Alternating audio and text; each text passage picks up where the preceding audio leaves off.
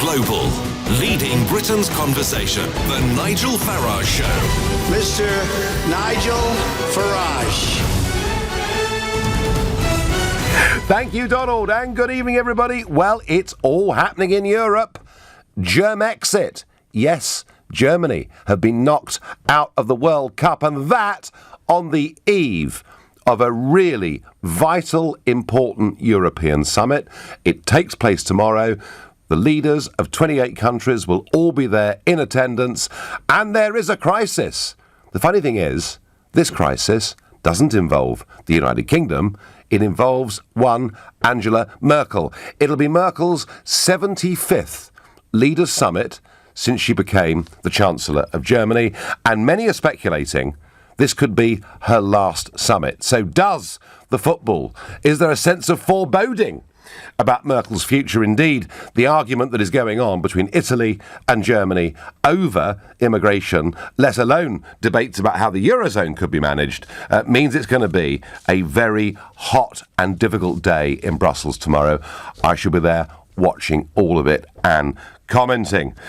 And isn't it funny that with Europe in this state of genuine crisis, and with the royal assent having been given just yesterday to the EU withdrawal bill, I'm feeling a little bit more relaxed, a little bit more relieved. I kind of think that the bullet has left the end of the rifle and it's quite difficult to put it back in. I'm still very frustrated and angry about the price we're prepared to pay, the time we're spending, the concept of a transition deal, but it does begin now to look like we will be leaving on the 29th of March next year at 11 p.m. And yet, despite all of those things I've talked about, the football perhaps not directly included, Tony Blair comes back again.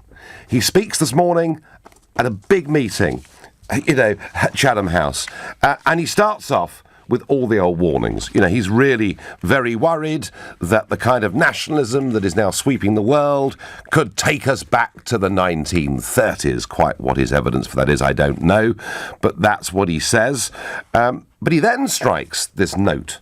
He says, if the European Union reformed, and if the European Union gave Britain back something on immigration, the date of our departure could be delayed and we could have a second referendum. Reform. Do you know, Bruno Le Maire, who is the French finance minister, said yesterday there will be a budget for the Eurozone and a Eurozone minister who will have power over everybody in the member states. Reform, Mr. Blair? The only reform they know in Brussels is to centralise powers even more deeply. And I do think, against this backdrop of maybe Merkel, that solid figure that has been there, and forget Mr. Juncker. He's a bit of fun after lunch, but he's not really in control of anything. It's Angela Merkel that's been running the European Union ever since the economic crisis of 2008. And given that she's perhaps very close to being on the way out, given that the EU withdrawal bill was signed off by the Queen yesterday, and yet Blair makes this speech now, at this moment, and I'm asking you, has Tony Blair now become a delusional figure? Indeed, were those 100,000 people who marched in London deluding themselves? Isn't the truth of it that we are now leaving the European Union? There is no reform in sight. There is no deal to be done that would keep us in. Tell me what you think. I think he's lost the plot, personally. I think why he would do it amazes me. Here's a man who led a Labour Party that had been through a huge civil war. He led them to 3 general election victories. He was, whether you like his politics or not, a supremely successful Prime Minister, a brilliant public orator, a man of great wit and great charm. I saw that at first hand, and I may have disagreed with many of the things he, Alistair Campbell, Peter Mandelson did. But, my goodness me, the man's a winner, isn't he? And then he resigns, and he gets out 2 years before the financial crash. Nothing to do with me, Gov. In a way, it was a brilliant career, and he should be enjoying his retirement and making his millions and running his foundation. I feel he rather demeans himself by going back into this public debate. I fear he makes himself look stupid. Worst of all, I think Tony Blair, folks, is deluding himself. Now, tell me I've got this wrong. Tell me, actually, he's still with the mainstream pulse of British public opinion, and you can do that by calling me on 0345 6060 973. Or if, like me, you think, no, he's lost the plot, he's making a fool of himself, text to 84850. Or maybe you can give me a very good reason why, actually, all those problems we're seeing with Mrs. Merkel, with the Italians in Europe, are a reason why perhaps Blair's right and we should stay, in which case tweet using the hashtag Farage and LBC, and watch us on Facebook Live and comment there too. Let's go and get an opinion from Richard, a new caller to this show, who's calling from Manchester. Richard, good evening. Good evening, Nigel. How are you? I'm all right. Tell me, how far away are those fires on Saddleworth Moor from you? Yeah, the smoke's coming through, and I'm at the other side of Manchester. And, well, it's not too bad, you know what I mean? We went through the war, didn't we? And we did very well. I didn't, Richard. How old are you? Oh, I'm 75 now. All right, well, you did then. I don't think we gave up. Me and my twin brother, he gave up. So you can actually... how far away is Saddleworth, then? 7-8 miles. OK, it's not that far away at all. OK, well, we wish the fire services well up there. It looks like a difficult thing to deal with. Now, Richard, you're calling me from one of the great Tony Blair heartlands, Manchester, who voted decisively for him in 97, 01 and 05. He was a great champion politically in Manchester. Is he now demeaning himself, deluding himself with saying that a deal could be done, maybe we're not going to leave, and we can have another referendum? Of course he is. Everybody knows that he is. But he's got all these people around him. Please just be patient with me, because I've been trying to phone you for a long time. Right, well, you've got the floor now, Richard. I'm going to sit back and listen. You're a hero. You're the only one who's trying to take the people to something that is absolutely 100% cast iron right. We should come out of Europe. We should come out of Europe. Listen to Nigel Farage. He's giving us the truth. Well, Richard, that's incredibly sweet of you, but we're not talking about me. We can another time, of course. But we're talking about Tony Blair. Now, if in Manchester, get my number, give me a ring, and I'll buy you the biggest lunch you've ever had in your life. Well, that's a challenge, Richard, I can assure you. But why is Blair... Richard, why is Blair doing this? I don't know. He's got enough money to retire. He's obviously in the grip of people, the big financiers that you've been talking about Would it for be, a long time. Do you think Mr. Soros is having an influence on Tony Blair? Of course. Somewhere along the line, as money gets exchanged. Excuse me if I... Oh, that's a terrible thing to say. We've got to be very careful about that, Richard. There's no evidence that Mr. Blair has enriched himself since being Prime Minister. Well, maybe he has, maybe he hasn't. But somehow... Blair believes in this globalist order, doesn't he? And he's not going to give up. No, but you go back to last Sunday, you were on the political show Sunday with Alistair Campbell, okay? Mm-hmm. That guy is responsible for most of what Blair says, most of what Blair does, and he doesn't do anything unless Campbell's involved in it. And please don't get me on more about Campbell. This man has been responsible for everything that Blair has done, and I voted for Tony Blair. Did you? Yeah, and now I'm saying to you, why is, and please advise me, Alistair Campbell, and why is Blair getting involved in these things? I don't understand it. I think the charitable explanation, Richard, is they believe in it. They believe in the project of European Union. They believe in globalisation. They think increased diversity at any level is a good thing for society. And I just think, particularly in the case of Blair, he should have walked away as this 3 times winner of general elections, this great success in British politics, and I now think he demeans himself and his legacy. Richard, I thank you, and I look forward to that lunch very much indeed. Brenda is a new caller from Newcastle, Tyne and Wear. Good evening, Brenda. Good evening. So, Tony Blair, again, you're calling me from a city that voted for Blair again and again and again. Why is he... Brenda, is he demeaning himself, deluding himself? Deluding himself, and I think he's lost a lot of the support he had. Why I'm really ringing is you're falling into the same trap as other parties. You hardly ever take a phone call from the northeast. Oh, that's not true. That is not true, Brenda. That is not true. one was across the other side, the Lake District, Carlisle. Brenda, we take lots of calls from the north. But anyway, you're calling from the north. You've got the LBC platform. Yeah. Why is Blair doing this, Brenda, in your opinion? Well, I think it's power. I think he likes to think he's still got it. What, power to influence our opinions? Power to change the agenda? I think he thinks he's got the power for everything. I think his ego's massive.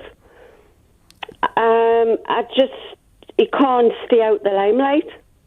Well, but he could do, because he's really in danger, isn't he? And at some point, we all pass on to another world, and the obituaries get written. And I think the danger for Blair is that what gets written about him is this giant of late 20th century and early 21st century politics, the man who made the Labour Party a massive winning machine, finishes up the end of his political days flogging a dead horse, denying that the British people voted in a referendum to leave the EU. It's a very dangerous thing for his legacy, I think. Well, he's in the same place as Merkel now, isn't he? Well, Merkel's not quite there yet, but I tell you what, after tomorrow, she might be. And Germany are out of the World Cup, Brenda. How optimistic are you feeling about England? Well, I think you've got to support England, and I think we need to get back in the rule of our own country. Absolutely. And will you be flying the English flag tomorrow, Brenda? Not really. Do you think the Prime Minister should be flying the flag from number 10 Downing Street tomorrow? Definitely. Definitely. Well, I'm told she will do. Brenda, I thank you. More about Theresa May, 10 Downing Street, and the Cross of St George in a moment. For now, you're listening to the Nigel Farage Show, exclusively on LBC, and it's 7:15. Nick Ferrari at breakfast every weekday morning from 7, only on LBC. So the doctor can see you now, but only a certain number of you each day. Family doctors are under so much pressure they voted to cap the number of daily appointments yesterday. Amina's in Halifax, you're on the radio. I'm a GP. I love my job. I've reduced my hours because I was struggling with full time. You have a clinic of about 15, 16, even 18. Yeah. I came crashing down to earth when I realised. Nick Ferrari at breakfast. With The Times. Be not just informed, but well informed. Are you seeing this? If I bet £5 on any Bet Your Way market on the England game, Betway will give me a £5 free bet. With Bet Your Way, you can combine anything you like. Cards, corners, goal scorers and goals! And here I was thinking the World Cup couldn't get any better. A £5 free bet. Betway, for the love of the game. Single bet at odds of evens or over. 18 plus. T's and C's apply. BeGambleAware.org. At Boots Opticians, we're here to help you discover a stylish new look for less. We've got thousands of frames to choose from, so speak to us and together we'll find the perfect pair for you. In fact, with 2 pairs from £75, why stop at just one? Book in store or at boots.com. Boots, let's feel good. 2 for £75 on Boots £50 glasses as part of our half-price additional pairs offer. Both pairs must be bought for the same customer in the same transaction, subject to availability. See in store. Exciting lineup here from the little team. Budweiser, 4 cans, $3.99. Snacktastic tortilla chips, 69p. And Gallero Premium Lager, 4 cans, $2.79. The first half looks like a mouth-watering prospect. Little, big on quality, little on price. Subject to availability. Selected stores. Prices in Scotland and NI may vary. Businesses do not like uncertainty. Yet uncertainty is inevitable with Brexit looming. Against this backdrop, only businesses that plan ahead and anticipate better will be able to weather the challenges and capitalise on opportunities. At Barnes Rofe, we'll help you get ready with detailed budgets and forecasts so that you're better equipped to deal with the uncertainties ahead. Get ready for a Brexit future. Call Barnes Rofe today. Barnes Rofe. Clever accountants for business. Landlords, Direct Line guarantees to beat other insurers' renewal premiums for the same cover. Can your insurance do that? Switch to Direct Line Landlord. New customers only. Qualifying criteria apply. Underwritten by UK Insurance Limited. Every day, 2 people are killed or seriously injured on London streets by vehicles travelling at inappropriate speeds. So what is inappropriate speed? It's pulling away too quickly when the lights change. It's accelerating harder than you need to. It's not giving yourself time to brake if someone steps out. If you're driving, when your foot goes down, the risks go up. Think. Slow down. To the Mayor of London and TfL, every journey matters. Sometimes you just fancy a restyle, a new bathroom, perhaps a new kitchen. But as with all stylish things, you'll want to make sure that they're fitted to perfection. That's where Trusted Trader are always on hand to help. TrustedTrader.com have lots of really lovely tradespeople who are vetted, reviewed and reliable, so you'll find the professional you need, including an expert who'll design and install that gorgeous new kitchen or bathroom. The Nigel Farage Show on LBC. No, Tony Blair really genuinely thinks that we can change our minds, have a second referendum, get a bit of EU reform, they'll give us back some powers on immigration, and we don't need to leave the EU. And I'm asking you whether he has actually become delusional, because I think he has. Debbie thinks she's got the answer when she texts me and says, he wants to be president of the EU, explains it all. Blair, president of the EU? I thought he had bigger ambitions than that. Hey, we'll have to see. The chances of that, I got to tell you, Debbie, are just about zero. But to listen to the conversation and chatter going on in this country, football is coming home. We're all very bullish, very optimistic. We've had a great win against Panama, albeit a late goal in the first game from Harry Kane. We've won our first two matches.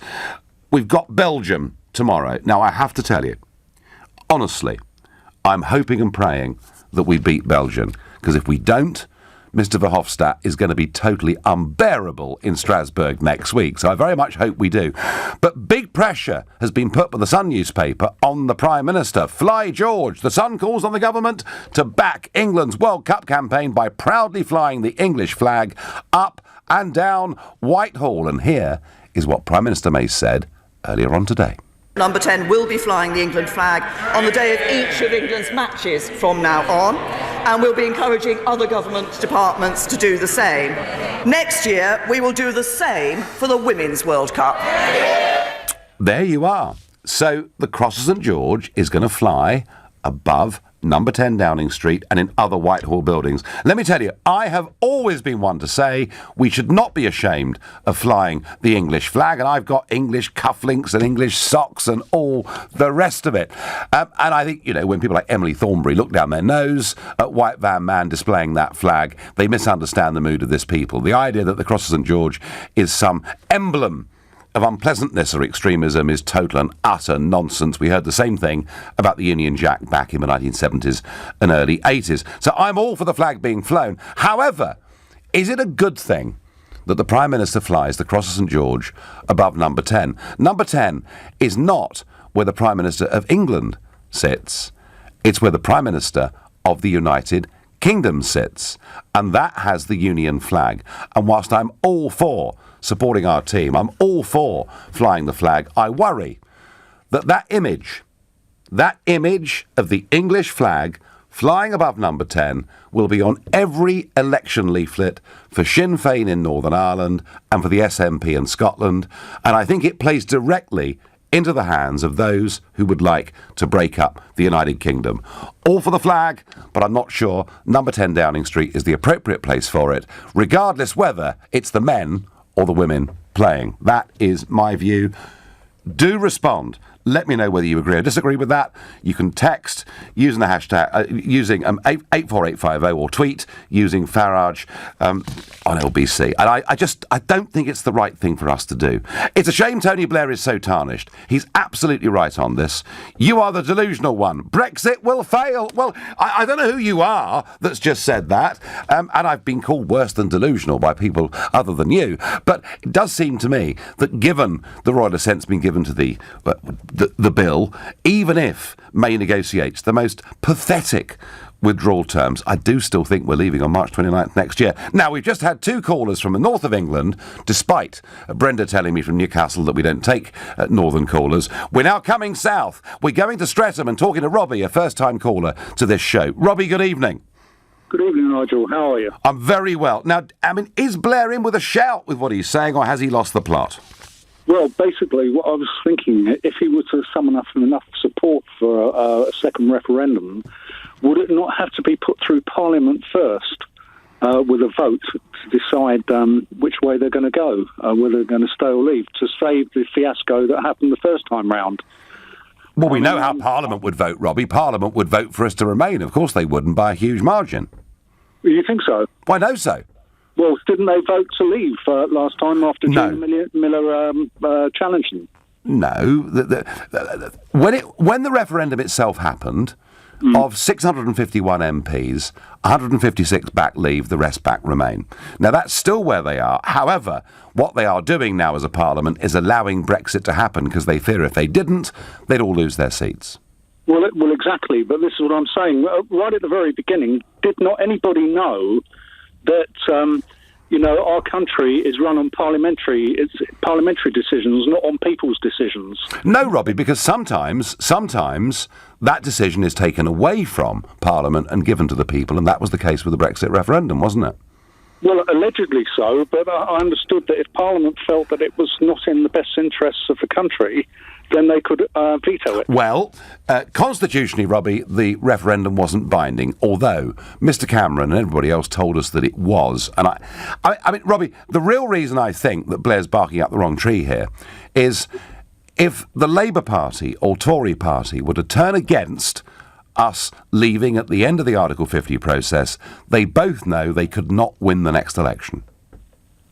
Right, OK, fine. Well, based on what you're saying there, even if we were to overturn, if a referendum were to be held and we wanted to remain, apparently, according to one of the laws within the European contract, is that all 27 countries would have to, or the remaining countries would have to be unanimous for us to go back in again. Yes, they would. So there's another hurdle there to overcome. Yes, no, there would potentially be another hurdle. But Robbie, let me just ask you very quickly, do you think what Blair said today was realistic, given what happened yesterday with the royal assent being given to the EU withdrawal bill, and given the other problems, the wider problems they've got with Italy and Mrs Merkel's position? Well, no, to be quite honest, I think he's deluded. OK. I'm very happy for Brexit to happen and for England to govern itself. And in fact, all the way back in, I think it was about 1973, was it, around about then when Edward Heath voted for us to go into the EEC. Uh-huh. I was quite happy for that. I voted in favour of it. But it was the politicians that slid in, us joining the European Union and being governed by a Brussels Parliament through the back door, getting us into... It was done, Robbie, very, very dishonestly. Thank you very much indeed. Love the show, Nigel. Think about Blair's 30s comment. And today now, Germany's been knocked out of the World Cup for the first time since 1938. Think about the date. Rich in Sussex, I don't quite buy into that one. He seems to be worried, as I was in 1997, and I was right how it would end up. I don't think he will be right.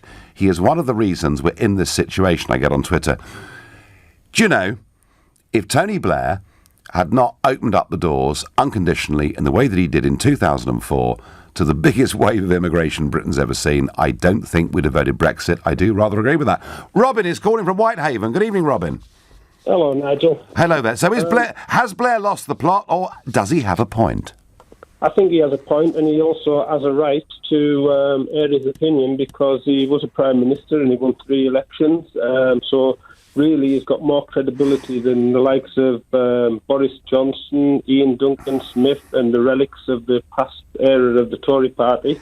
So I do think Blair's... I voted to leave myself. Yeah. I voted to leave, and I'm against the European Union, how it's structured, and I think it's undemocratic.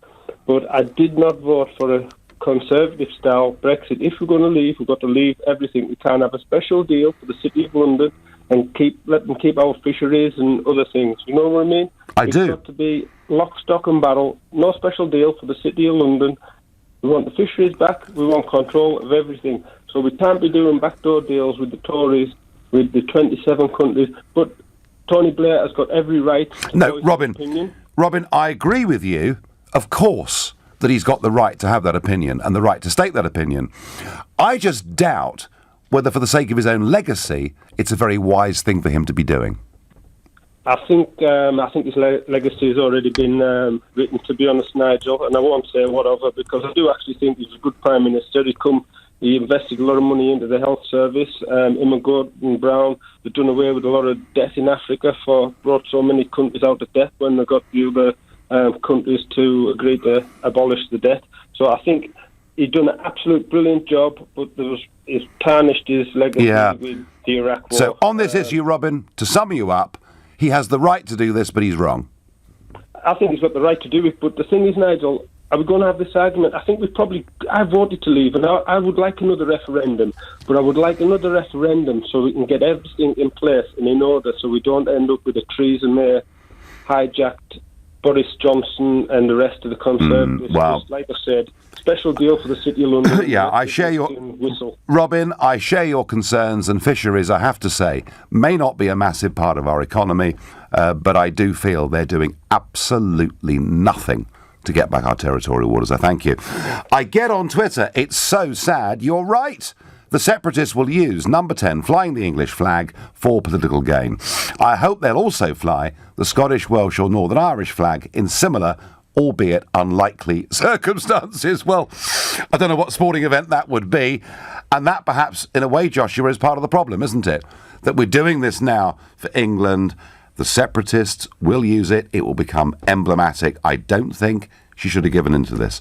She could have worn across the St George brooch. There are many things that she could have done. I'm just not sure that the office of the Prime Minister is the right place to do this. Christopher is calling from Eastbourne, another new caller to this show. Now tell me, Christopher, is Blair right, or is he deluding himself and maybe tarnishing his great legacy?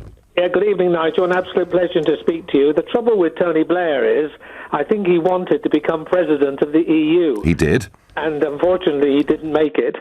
But he's part of the Kinnock Club, and I think basically he just loves the EU, and he just cannot leave them alone. He loves it. It's his religion. He'll fight for them, even when the temple's crashing down around him, he'll still fight for it, Christopher.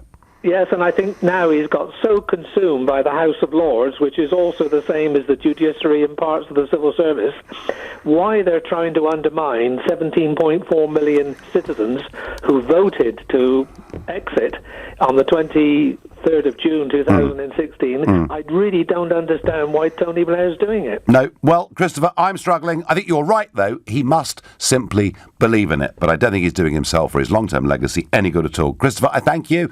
You're listening to the Nigel Farage Show exclusively on LBC. It's now 7:30 and time for the news with Tim Humphrey. Fire crews have asked the military for help fighting fires on moorland in Greater Manchester. They're dealing with 7 ongoing incidents. The Duke of Cambridge was greeted with cheers and applause by Palestinians as he visited people in a refugee camp to learn about the lives of Arabs on the West Bank. After meeting the Palestinian leader Mahmoud Abbas in Ramallah, he met mothers and children at a nearby school and health centre. Reigning champions Germany have gone out of the World Cup in the group stages. They were eliminated after a 2-0 defeat to South Korea. And the LBC weather dry and clear for most of us tonight, but some mist and low cloud will spread across eastern areas, a low of 10 degrees. LBC travel. The M25 remains closed clockwise at junction 13 for Staines after a large diesel spill causing queues from before junction 10 for the A3. It's also stop-start clockwise between junction 25 for the A10 and 27 for the M11 after a number of accidents and breakdowns. The A10 in Edmonton down to 1 lane northbound just after Church Street because of an accident, with queues from the Roundway in Tottenham, and the North Circular Road solid eastbound between the Coney Hatch Junction and the Crooked Billet interchange. LBC travel, I'm Charlotte Downs. This is LBC. Serial killer season returns to Really. According to Berkowitz, the devil told him to kill these women. We look back at the deadliest decade on record. It was a time where one man could terrorize an entire city of 8 million people. And take a trip into the minds of 1970s serial killers. We can't teach someone to develop a conscience if it's not there. Serial killer season, Killers of the 1970s, continues tonight from 10 on Really. It's time. Time to join the millions of people that meet happy with Zoom video conferencing. With stunning HD video, crisp audio, and instant wireless sharing across any mobile, tablet, or desktop device. But the best thing about Zoom? It just works. So ditch the distractions, join the movement, and meet happy with Zoom video conferencing. Visit zoom.us to set up your free account today. That's zoom.us. Zoom video conferencing. Every single fresh Tesco berry, absolutely all of them, are hand-picked and chilled within 60 minutes for ripeness. I'd love to show you them, all deliciously juicy. But this is the radio. It's a daft place to show you how good they look. Food Love Stories, brought to you by Tesco. You know your business, what it needs, what keeps you up at night, and what gets you fired up every morning. You know where you want to be in 5 years' time, and that you really want to be there in 2. We know we can help you get there. Barclays now offers unsecured loans of up to £100,000 that can be with you in days or even hours to help move your business forward. To apply for a loan that's just right for your business, search Barclays Business Loans. Let's go forward. Subject to status, terms and conditions apply, guarantee may be needed. Landlords, Direct Line guarantees to beat other insurers' renewal premiums for the same cover. Can your insurance do that? Switch to Direct Line Landlord. New customers only, qualifying criteria apply. Underwritten by UK Insurance Limited. Are you seeing this? If I bet £5 on any Bet Your Way market on the England game, Betway will give me a £5 free bet. With Bet Your Way, you can combine anything you like. Cards, corners, goal scorers and goals! And here I was thinking the World Cup couldn't get any better. A £5 free bet.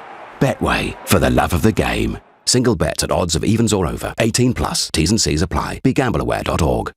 This is LBC, the Nigel Farage Show. Call 0345 6060 973. Text 84850. Tweet at LBC using the hashtag Farage on LBC. I'm asking, when Tony Blair says we can delay Brexit, renegotiate, get concessions, EU reform, control back of immigration, and then make a final decision in a second referendum to stay in, I'm asking you whether he's gone delusional in the very week that the royal assent was given to the EU withdrawal bill, and as the EU is on the eve of a really big crisis summit that could be Angela Merkel's last appearance as German leader. Some of you very strongly taking Blair's side. Adam on Facebook says he's not delusional. He's trying to save the nation. You're the delusional one. Thank you, Adam. Have a nice evening yourself. Nicholas says, you're scared of him, Nigel. You fear his arguments. He deserves to be heard. Your followers don't agree, but they always want to silence any opposition. No, Nicholas, I never want to silence opposition. I believe in free, honest, open, democratic debate. And I tell you something, Nicholas, if you want to ring in now on 0345 6060 973, you will get a very fair hearing from me. And you know, I'm very happy to debate Ken Clarke. I'm very happy to debate Alistair Campbell. I'm very happy to debate people who believe we should talk about things. What I loathe is where we get people on the left of the political spectrum who now want to shout down on no platform those with different points of view. So I won't have that, Nicholas, but you're very welcome to ring me. Richard says, I love all these politicians who respect democracy, then, in the same sentence, keep trying to stop what the people of the UK voted for. Don't they realise by doing this, they are damaging the Houses of Parliament and what it's supposed to stand for? Well, Blair, of course, Richard, is not in the Houses of Parliament. I'm suggesting that Blair potentially is damaging his legacy, given that he was such a massive winner in politics. Now, there's another crisis in this country, and one that I don't fully understand. We are told that some of Britain's biggest pub chains, Wetherspoons among them, are running low on beer. Now, this, of course, is pretty serious, given the hot weather and the England football game tomorrow against Belgium. We're told it's because of a shortage of CO2. We're also told that on Tuesday, Scotland's biggest abattoir shut until further notice, because of a shortage of CO2. CO2 being used, whether it's for pigs or chickens or whatever it is, as part of the stunning process pre-slaughter. We have a chronic shortage of CO2. I thought all the politicians were telling us we had too much CO2 and that's why the temperature was so warm. There was a terrible crisis of global warming because of CO2, but now we're running out of beer and we might run out of meat because there's not enough CO2. And I've read article after article about this and story after story. Folks, hands up, I don't understand why there's a CO2 shortage. Can somebody out there, please, who's got some scientific expertise in this field, tell me what's happened to the manufacture of CO2 in this country? Let me know on 0345 6060 973. I'm getting more back about my comments about the Cross of St George being flown from number 10 Solomon from Jerusalem says, I never thought about the valid point you've just made regarding the St George's flag above number 10. You've really got me worried now. I think you've got enough to worry about at the moment with some of the problems over there. But nobody's been prouder of that flag or saying they're English than me. Andrew Marr once read in a book, he said, Farage is every Frenchman's quintessential nightmare of what an Englishman may be. And I was delighted with that. I just worry that symbol over number 10 plays to those who would wish to break up the United Kingdom, which I don't want. Monish is calling from Hounslow. Good evening. Hi, Nigel. How are you? I'm very well. So is Blair on the money here, or has he gone delusional? I think he is, but bearing on what you call him delusional, your opinion of delusional, I would rather have a delusional Blair or unelected, accidental president or prime minister like Theresa May, who just falls into place, who has done nothing to prove herself. Where's your money lie if you're a betting man? Oh, look, if you're asking me to compare the track records of Tony Blair against Theresa May, there's not even a contest. Blair was a phenomenal orator, politician, persuader. He was a genuinely class act. I'm not going to argue against that for one moment. All I'm saying is that as somebody who's been out of office for over 10 years, he comes back into this debate, and I think he's beginning to look a bit out of touch. Maybe apparently it looks that way, but however, if someone comes with a bit of common sense, who are we to say and reject his ideas? Maybe we should look at them, because whatever's happening so far hasn't worked for us, has it? Well, is it common sense for him to suggest that the European Union could reform and hand back powers the day after the French finance minister says they're going to put a Eurozone minister in place to take power over Eurozone members' economies? Truthfully, I don't know. Maybe it's wishful thinking, but... Well, it's certainly... No, I'll give you that. I'll be generous and say it's wishful thinking. I just think, as I say, he's got this towering reputation. I know the Iraq War is seen to be the big stain on his career, but he does have a reputation for being a winner. I just think it is slightly delusional, and I think for him and his legacy, it's a very damaging thing to be doing. Okay, you and me go to a casino with Theresa May and Tony Blair. Whose advice are you going to take? Which trip to play it and what card to play? You tell me. Neither. If it comes to going to a casino, do you know something? When I was younger, I used to go to casinos, convincing myself that this was the night I was going to strike the big one, and it never happened. And I now have given up casinos, and I wouldn't even go with Tony Blair, even on top Messiah form. But I do take your point about his track record. Thank you for the call. Let's go to Jason in Sutton. Jason, is Blair right on this, or is he beginning to look a bit silly? I'd suggest he's partly right, but to be straight, I think the people's vote is the way out. It's the escape for people like Jacob Rees-Mogg and you and everybody else. Because if we have a people's vote... We had one in 2016, 23rd of June, Jason. Yeah, democracy doesn't die. Oh, I see. So should we have one every fortnight, or...? Well, hang on. If democracy died on a vote, Asquith would be prime... because the Liberals were elected in 1910. Well, we had a vote.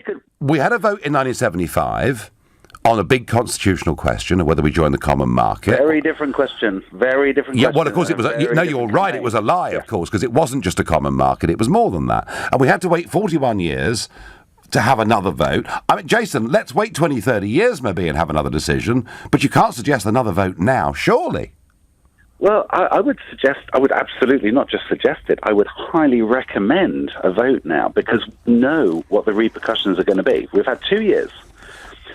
The swing from foreign direct investment out of the UK has been £300 billion. The tax take to HM Treasury in the last 2 years since the referendum is a £30 billion down.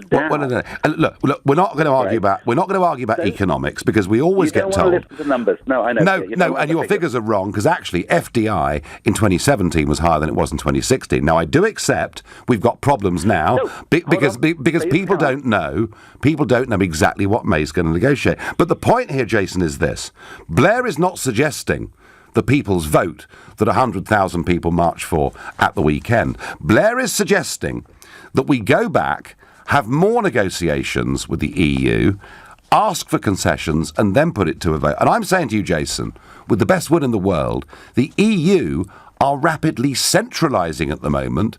They're not going to give us concessions, are they? Well, unfortunately for us, the EU are bound by what's called due process. They're bound by the Treaty of the European Union. They're bound by the Treaty for the Functioning of the European Union. They're bound by over 50-plus other international treaties that they've got with other countries around the world. And they've said this from day one. The EU have not budged. They said, look, these are the rules that we have to live by and we have to negotiate. Okay.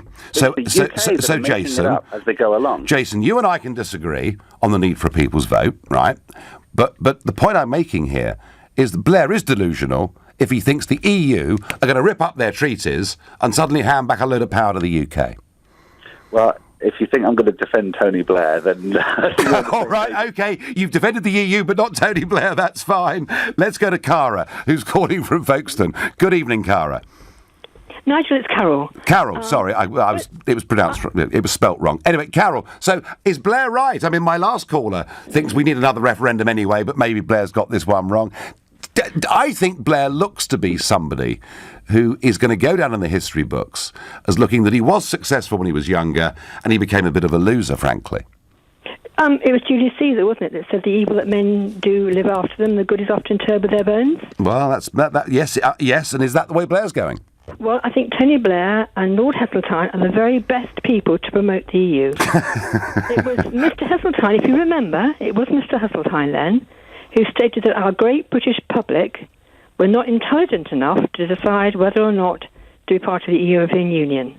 Well, we in Folkestone, Hythe and Shepway District Council, we voted, the whole of our area, voted to leave the governing of this country by the EU and to rule ourselves in every aspect. We're still waiting. But I will say one thing to you, it's something which I wanted to say to you a little while ago. My late mother, who wasn't a politician, wasn't interested at all in politics, she actually said right back in the 1970s that she was going to vote for the European Union to govern us because our chaps in Westminster couldn't do it well enough. Yeah, and there was an argument for that, wasn't there? And that, of course, classically was the Italian argument. Let's have the European Union governing us because we can't do it ourselves. But hey, they've changed now. Carol, I think Blair's got it wrong, and you do too. Excuse me. Some answers coming in. Roger from Brentwood sensibly says you don't need CO2 for cask ales, Nigel. I know, Roger. This doesn't affect me at all. It's only lagers and fizzy things that are sold as bitters that are affected by this, not the stuff that I like. But somebody has come to my rescue. Steve says most CO2 is made as a byproduct of manufacturing fertiliser. A number of plants have closed due to a lack of demand and poor planning, hence the lack of CO2. Steve, thank you for that. Can somebody else now tell me how we solve the crisis? Otherwise, lager drinkers are going to be in real trouble watching the footy tomorrow. You're listening to the Nigel Farage Show, exclusive in LBC, and it's now 7:45. Coming up at 8 on LBC, Clive Bull. As there are further calls for the UK to spend more on defence, should the $20 billion earmarked for the NHS really go to the armed forces? Clive Bull on LBC. Your future is here. The Global Academy. A forward-thinking state school for 14 to 19-year-olds interested in a media career. Get the very best start in your media career at a school where you can study GCSE and A-levels alongside the vocational media qualifications you need. Visit globalacademy.com to find out more. Ocean Credit Card. If you're looking for a credit card with a credit limit of up to £1,500, go to checkocean.co.uk and see in seconds if you'll be accepted for an Ocean credit card before you apply. Checking won't affect your credit rating, so it's a no-brainer. Find out if it's a yes. Go now to checkocean.co.uk. 39.9% APR representative variable. Intelligent Lending Limited is a credit broker. Capital One is the exclusive lender. Checkocean.co.uk. Pizza. Red onions. Oh, Prosecco, maybe. Wheat. Rich foods. Maybe donuts. It's hard to know exactly what triggers your IBS. Fortunately, Senecalm helps relieve IBS gas-related symptoms, including painful spasms and bloating. Maybe Scotch eggs? Try Senecalm for relief from IBS gas-related symptoms. Always read the instructions. This is the sound of a fun day out. With the sharks at Sea Life. Days out are even better when they're half price. We're with you. With British Gas Rewards, you can enjoy 50% off top UK attractions. British Gas Rewards. Join today. Terms and date exclusions apply. I can't pretend to be a great celebrity. Whatever the size of your business, now you can take card payments square and fair. Get next business day payments as standard, with no monthly fees and free point-of-sale software. Learn more at square.com/fair. Authorised by the Financial Conduct Authority for the provision of payment services. Terms and fees at square.com/fair. That works the thingamabob. Block management? It's a doddle, isn't it? I mean, once you've got budget approval, all you need to do is your service charge invoices, health and safety regulations paperwork, do the cleaning, the gardening, general maintenance, sort out site inspections, arrange contracts, insurance, emergency representation. Yes, block management. Such a doddle.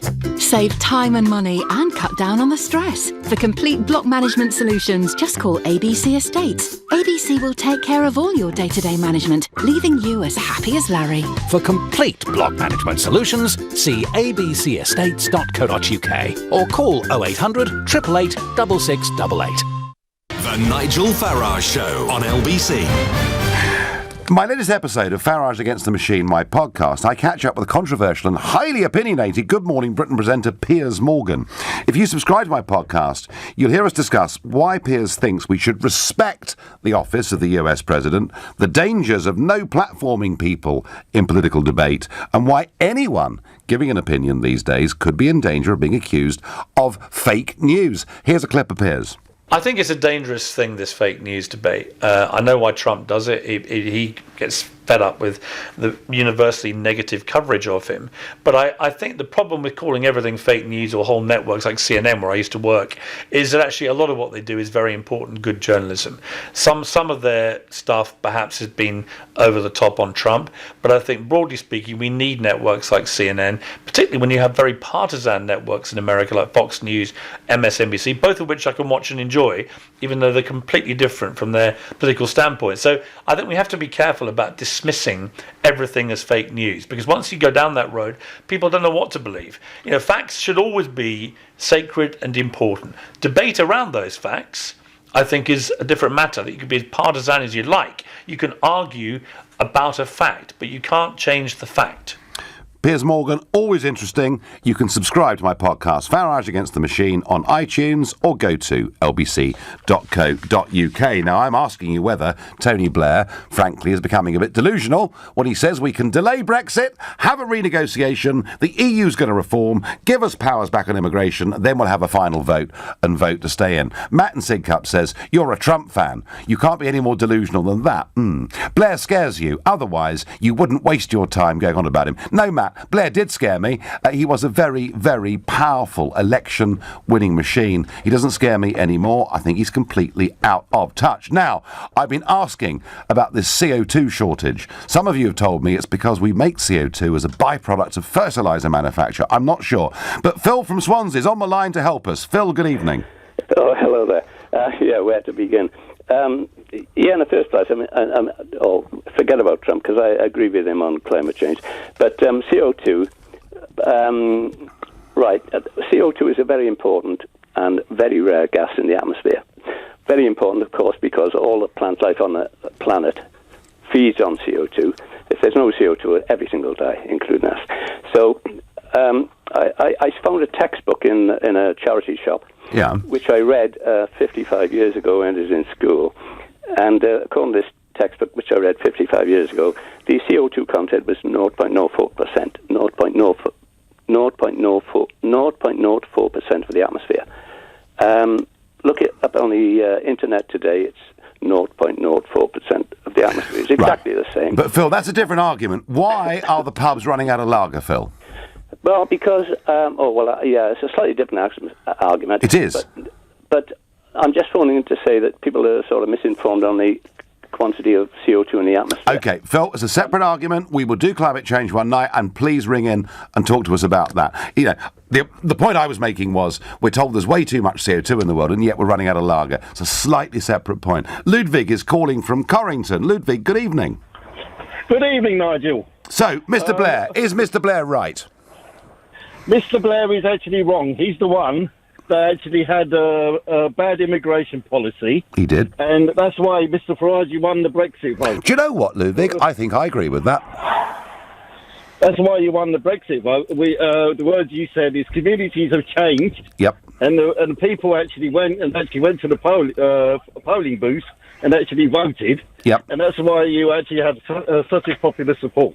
But so why doesn't Tony Blair, intelligent man, election-winning machine that he was, why doesn't he recognise that? But Tony Blair just forgot to build the hospitals and housing and all that. He just had an open-door policy.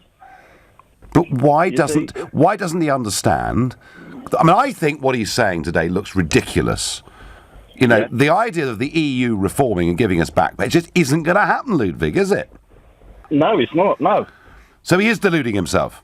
He is deluding himself. OK. Totally. No, super, thank you. Tony Blair didn't listen to 2 million people about the Iraq war. Why should we listen to him? Go away, Blair. You are yesterday's man, says Paul. A big mixture of opinions and passions on Blair, as there always are. Let's ask Graham in Wandsworth what he thinks. Good evening. Good evening, how are you? I'm doing all right, thank you. I'm just a bit puzzled by Blair doing this today and the timing of it. Well, no, I'm not entirely sure whether you can classify him as delusional. I think he's taking a lot of information from those that are around him, supporting him still, and so on. But I guess my main thing for calling was to find out what makes you different to him in terms of having a platform to speak. I mean, you're on the radio daily for an hour or two. Mm-hmm. He's had a meeting where he's had a smaller audience than you. What makes you different in being able to have an opinion and have those be able to listen to you Graham, and make their own decisions? Graham, I'm not for one moment suggesting that Tony Blair shouldn't speak. I'm not for one moment suggesting we shouldn't listen to Tony Blair when he does speak. I'm suggesting that for somebody who had the zeitgeist the way that he did back in the 90s, for somebody who was really, with Mandelson and Campbell, pretty visionary about the way they reformed and the way they took the Labour Party and made it this electoral winning machine. I'm just saying that it looks a bit sad in a way that somebody who achieved all these things is now flogging a dead horse. That's what I'm saying. But is he? Because equally you're doing the same about Brexit. You're still championing even though you've left the political arena, so to speak, through retirement. I'll be at the European Summit tomorrow, Graham, representing a group in the European Parliament, within whom we have Italians now in government, Swedes topping polls and Germans changing politics. I'm still very involved in politics on a European level, if not on a UK one. But, Graham, I'm just saying to you, I'm deeply frustrated about the way Brexit's going, the time it's taking, and all the rest of it. And I can now understand why businesses are getting a bit upset because, hey, can we please just get on with this and know where we are? But Graham, the point I'm making is, I think we're going to leave, aren't we? We're going to leave the treaties on March the 29th next year. That's what royal assent to that bill was all about yesterday. And to try and pretend we're not, I think it just looks a little bit fantastical. It's worth having another opinion, not even if it's enacted or followed. It's worth having an understanding about the wider scope, wouldn't you agree? I do, and that's what I really think Blair's wrong, Graham. That's what I really think Blair's wrong, because the whole thesis here is that we delay Brexit, the European Union then reforms, gives us back power over immigration, and that is being said, Graham, the day after the French finance minister is saying we must have more power at the centre, a Eurozone budget, a Eurozone minister. And the point I'm making is that anyone that knows what's going on in Brussels knows they are centralising ever more deeply. They're not giving powers back. And I just wonder why Blair's... I mean, clearly he believes in the European project. I just think he's... Graham, I could be wrong. I just feel he's very wide of the mark. I agree with you that we need to get on with it. I mean, I'm actually bored of listening to it on the radio and everywhere you go. It's Brexit. Yeah, I know. We need to get on with it and develop and so on. Get on with it. Put it behind us and move on. Yeah. No, Graham, I agree. I've got time for one last call. Very quickly, I'm going to go to James in Finchley. Good evening, James. Good evening, Nigel. Nice to talk to you. Good to talk to you. Tony Blair not only is delusional, he's lost his memory, because I can recall that he went to Brussels to beg them to change things and gave away half the rebate that Mrs. Thatcher... Oh, I was there. I was there. What did he come back with? He came back with a mess of pottage. He gave away about £7 billion, and I attacked him for it, and he shouted at me, and I think I'm the only person he's actually ever gone puce in the face and shouted at. And James, do you know what? I was really proud of that. Well, I'm proud of you for being proud. James, he's lost the plot, hasn't he? We're leaving. Absolutely. Yeah, we're leaving. Maybe on bad terms with him. Thank you. Paul says, no flag is better than the Union Jack. That's pure British to me, and it should fly above everywhere. Well, Paul, that and not the European Union flag. And I'm reminded here by Nicholas, didn't David Cameron not fly the Saltire at the time of the Scottish referendum over number 10? He did, as a message to say, come on, we love you, stay part of us. And now Mrs May has done the opposite and actually is giving the SNP and Sinn Féin ammunition for every single election leaflet they put out next time round. Mrs May should show her Englishness in lots of different ways, but I don't think that flag above number 10 makes any sense. Now, tomorrow, I'll be at the summit, but I won't be broadcasting because it's the State of London debate. Clive Ball's going to kick off the debate at 7 p.m. tomorrow, but I'll be back on Sunday morning.